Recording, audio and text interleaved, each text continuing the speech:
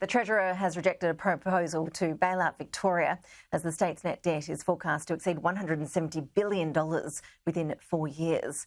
Our Victorian political reporter Simon Love is live for us in Melbourne. So Simon, why is Jim Chalmers ruling out any sort of special deal for Victoria?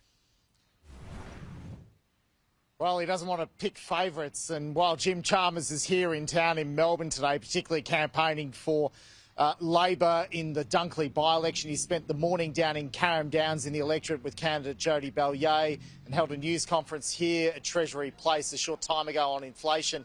There has been, of course, calls from the state government, whose office is just down the road from the Commonwealth government's office, for there to be a fairer share of funding from the Commonwealth, particularly when it comes to GST revenue to Victoria. And it comes at a time when the state budget's in sharp focus here in Victoria.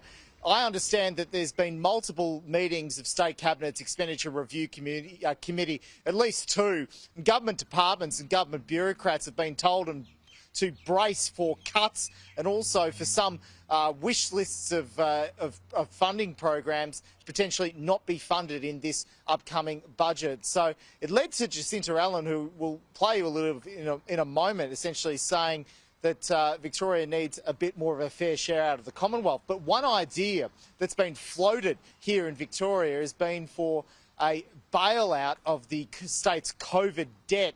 The Chamber of Commerce and Industry's Paul Guerra has said that potentially a $50 billion interest-free loan could help Victoria with its budget position. Now, I put that to the Treasurer, Jim Chalmers, today, and he seems to think that that is not an idea that the Commonwealth will consider.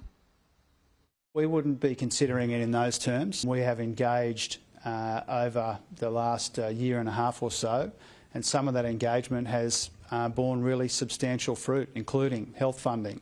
GST no worse off. But I don't think that point of view will stop the state government from its long-held views about federal funding for Victoria.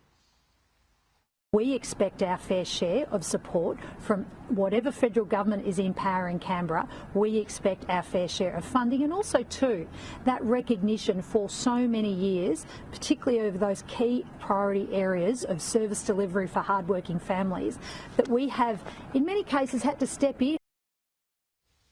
And spending conditions are pretty tight here in Victoria. We've seen public servants such as speed camera car operators go on strike for 24 hours, calling for better safety as well as a pay rise. Other industries such as paramedics and firefighters due to take industrial action over the government's 3% wages policy. But when it comes to the Commonwealth's perspective on all of this, well, it says that all budgets around the country are tight at the moment.